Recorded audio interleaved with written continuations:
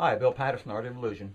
Still working on our series of how to block things out in your painting, and in this case, went ahead and redrawing our composition. So, as I said before, I had a darker branch, a bigger one in front. So I'm going to come back and play this one back here. I'm going to change the direction of this one and go to wipe out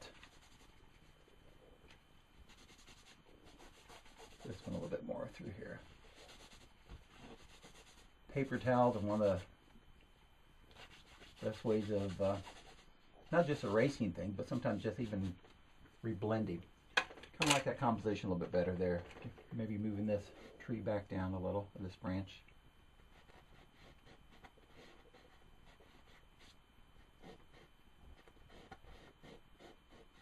Talked about before, that branch is going back behind there. I kind of like that one.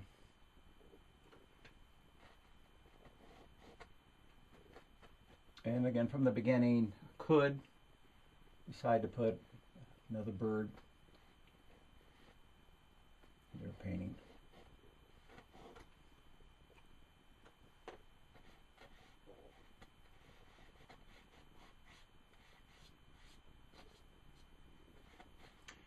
Just had a meeting with a business partner, and we were talking about the future videos, what we want to do, and that's why we keep saying asking each of you if you have ideas or things that you would like to talk about or discuss or see done. Again, we all struggle with not just retaining things, but finding maybe different options. I talked about that, not the answer. If you want an answer, I'm not the one for that, just for an answer as much as an option. And the best part is finding the best option. Now, we can always find one that we like and put it in no matter what, but is it the better option? And that leads me to what I always say, when in doubt, leave it out. Used to say it, did it for years. We'll keep it thin and leave it in. When in doubt, leave it out. Well, I shorten it to the when in doubt, blow it out, because that's what most people put it in. And look, like I did earlier with the bird, and then not liking it. But that's why this whole process is about, so we don't feel like we've lost a painting or made a mistake or just repetition. And I'm softening this little edge here. We talked about last time letting that light go a little bit farther back. And since we're darkening that one, I'm probably going to come back and darken this one up using the blue and the umber. When I first started doing this a couple episodes ago, it was strictly just to block out the bird. I hadn't planned on redoing the whole piece, but a lot of people ask me that when they're working on a painting, or when I see it in class, when something's not working, and setting down, because it's not like I've done that painting before when I don't do paintings over repetition. So it's not just years of doing something, and the experience of being able to look and say, okay, what's the best option for the particular piece?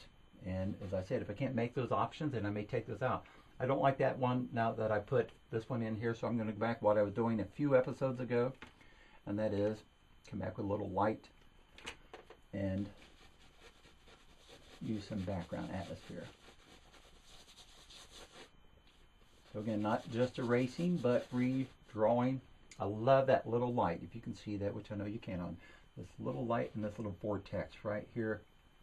So those nooks and crannies, when we're pushed into like a keyhole, when your eye sees certain little things, like right through there, automatically I know, as an illusionist, if we push our eye to a certain area,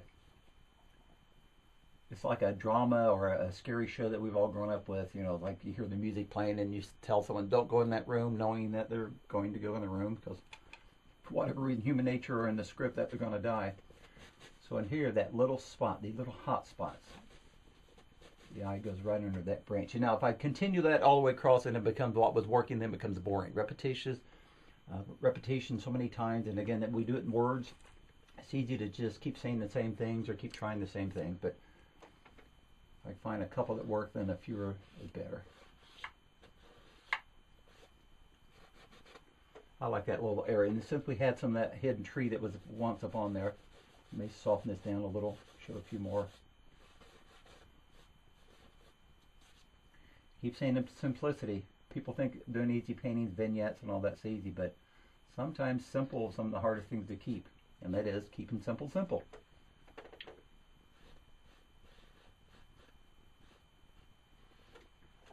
Now we have this branch, so same thing here. I'm probably going to bring this one in front of the other So let's go ahead and come in and perhaps brighten this one up a little.